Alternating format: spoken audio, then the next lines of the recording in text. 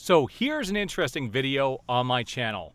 And I'm going to want some comments on this because if I get enough response on this video, I am definitely going to do some follow-up videos on what I've learned over the last 3 days. But I just picked up an iPhone, which I swore I would never, ever, ever do. Now, I have been using Mac computers for my voiceover business for the last 11 and a half years, 12 years, because they work. They have Time Machine built in, which is like having a NOS system on Windows, and you don't need to spend a bunch of money, automatic backups. I'm never going to be dead in the water, that kind of a thing. And that's a conversation for another day. But I never wanted to dabble in the iPhone or the iPad because they're too restrictive. I like to be able to move my media where I want it, how I want it, and just be able to run with it. And I want to talk about what I've learned about Android versus iPhone over the last 3 days. I had a very miserable experience getting my iPhone set up, but I'm nearly to where I need it to be, and the information I have may help somebody else if they're trying to make that switch as well. I wanted to get the iPhone because it was going to help integrating with my other Mac computers much easier, and all of my daughters have iPhones, and it was just going to be easier to communicate with everybody, and I needed to go from a 4G phone to a 5G phone anyway because we have better 5G service where I live than we do 4G for sure. So I broke down and I finally got an iPhone. Now, what I had prior to this was a Google Pixel 3a XL, which is 3 years old. And at the time I got it, it had an amazing camera on it. But I took some pictures of my dog last week playing ball with her in the backyard. And I actually took stills out of the video through the same software where I do my video editing. And it was horrible looking. I mean, that camera was state of the art 3 years ago when I got it. But the iPhone has a much better camera. And I figured, yeah, I wanted something that was going to be able to get much better video. I could get 4K on the Google Pixel in 30 frames a second, but you can actually get 4K at 60 frames a second on the iPhone in ProRes resolution, which is amazing. I may start using it to capture my videos when I do my YouTube channel. I'm going to give that a shot later, but I got to figure out how to make it a webcam so I can do that because I don't want to take the video on it and then transfer it to the computer. I want to be able to just capture it through OBS, and that's what I use to do these videos. But here are my frustrations with the iPhone and with the Android. On the Android, I had custom ringtones for everybody, and it helped me know who was calling at the right time. Apple still does not have, ringtones for specific people. They don't give you enough flexibility with that. You can have a ringtone for your messages, and it's a sound for your messages when they come through and notifications, and you can have one for your phone. Now, I've been using Airwolf on my Android phone for years, and I'm going to get Airwolf on my iPhone as well. If you guys are interested in a video on how I'm going to be able to do that, I would be happy to show you the process on how to get that to happen. I haven't done it yet, but I will be doing that shortly. The other big thing that bothers me is I'm a big musical score guy. I love movies. I review movies on my channel here. I've loved movies my entire life, and music are a big part of those films, and I love musical scores, particularly James Horner scores. I own over 80 of his scores, and a number of years ago I digitized all of them, and I like to have them in my pocket. I had them on my Android phone. I'm also going to have them on my iPhone. But here's the problem. The iPhone does not make it easy for you to put your own music on there. They have their own music app that they want you to subscribe to and pay a monthly fee. And as long as you pay a fee, you are able to download the music that you want and keep it locally on the phone, or you can use the internet connection to stream them.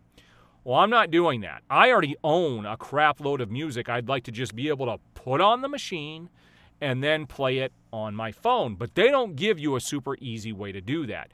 Now, I've watched a ton of videos over the last 3 days on how to do these things, and I am definitely going to do one on how I'm going to play my music on my iPhone the way I want to. I watched a lot of videos, and nothing is simpler than the process that I came up with. So I'm going to share that process in future videos if you guys are interested in that. So I don't like the fact that you don't have as much access to be able to just move files on there and be able to keep them in playlists without a third-party app and then having to set it all up. Well, I've actually got a way to do it where I don't have to set it all up. which is going to be very simple, and I will do an in-depth video on that if you guys are interested. I want to hear people's feedback on this. Now, the worst part of this, and I hope people have stuck around so you can actually see this, but the worst part of doing this transfer, going from Android to iPhone, was they have a Move to iOS app. And it's supposed to move your messages, your photos, your videos, your contacts, all this stuff over and make it easy.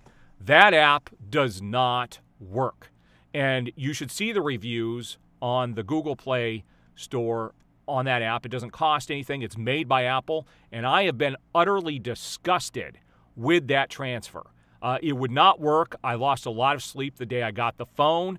I spent so much time trying to get that freaking app to work, and it just would not do it. So I had to spend another $40 to get a program called AnyTrans, which was $40. I have it for a year, and I was able to transfer everything easily, super simple, using that. And the main thing I wanted were my 20,000 messages, text messages, to transfer over.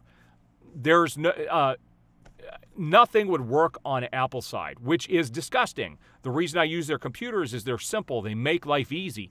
The phones and the process going from Android to iPhone has been anything but easy.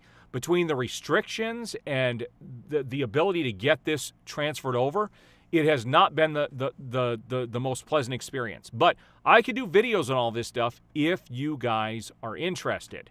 The main one I want to do is about the music. As far as the ringtones, I could do one on that. And if you guys are interested in me kind of doing a review on the AnyTrans program that I used, I'd be more than happy to show that to you as well. So let me know what you guys think. I'd love to hear everybody else's experience. Has anybody else gone from Android to iPhone, and what's your experience with it? One of the reasons I have my channel is I want to help people do things and make life easier for people. And this is one of those things that I can't tell you how frustrated I've been over the last 3 days, and Apple should be ashamed of themselves. If they want people to move over to their platform, you've got to make it easier than it is now. Plain and simple. This is not acceptable the way it is set up. So please comment below. Let me know your experience with it, and I will be doing videos in the near future.